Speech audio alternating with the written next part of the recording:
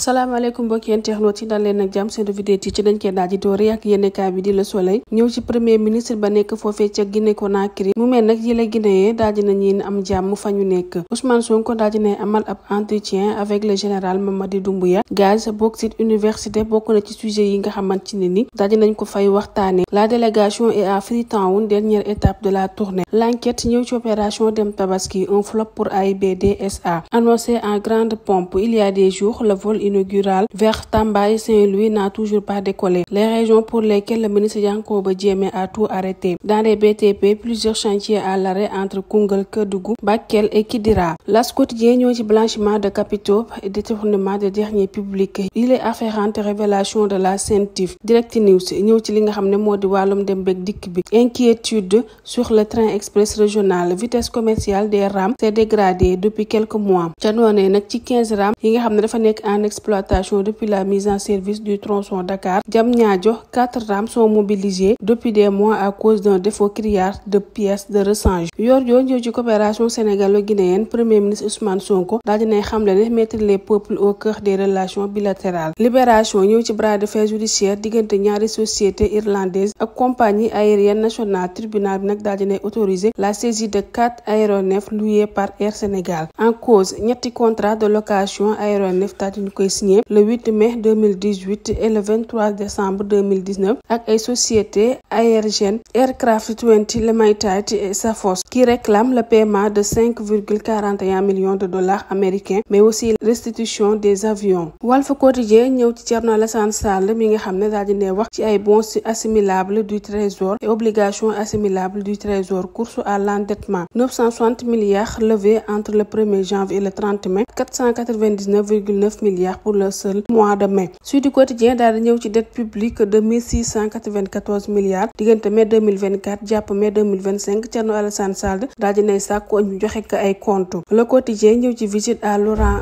Gbagbo. Sonko se met Abidjan à dos. Le président Ouattara juge les gestes de très mauvais goût. Les Échos ñëw ci situation catastrophique de la presse sénégalaise. Diomaye et Sonko interpellés. Ibrahima Lissa Faye daal di ne xamle ne depuis plus d'un an notre secteur subit une asphyxie progressive. C'est la situation sociale des travailleurs qui nous alarme le plus. À la veille de la Tabaski, les hommes de médias se trouvent dans un désarroi total. ca wet ga daal dinañuy xaatim question orale au ministère des Finances et du Budget. Thierno Alassane Sall ahuri par le niveau d'endettement réel. 70 émissions de titres de créance sur le marché de l'UEMOA en un an, 1694 milliards mobilisés. Dette à moyen ou long terme pour couvrir des dépenses de fonctionnement, des emprunts à taux élevés à maturité courte. L'Observateur ñëw ci rapport 2024 de la CENTIF, il est dossier explosif transmis à la justice. Les déclarations de transactions en espace sont passées de 16 millions à 42 millions. Corruption, trafic d'influence portant sur 1,5 milliard.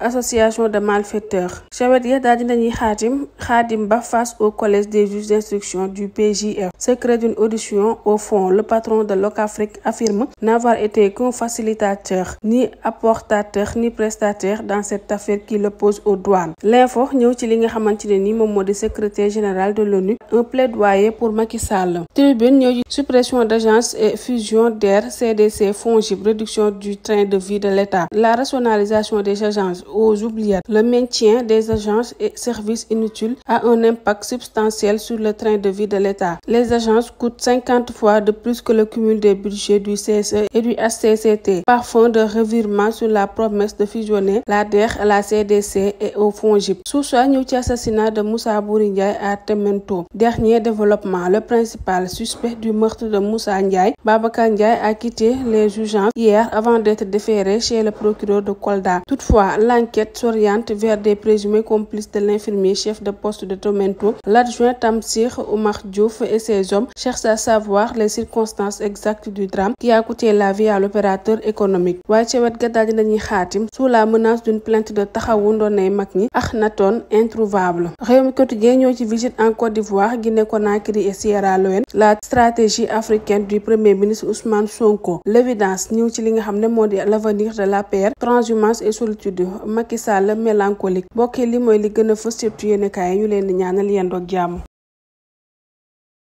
Info 24 Sénégal ngir bokk ci ñi njëkk a jot suñu ay xibaar abonné leen te bës cloche de notification. Info 24 Sénégal chaîne bi leen di jox xibaar yi wér te wóor ci tàng-tàng bi. Info 24 Sénégal.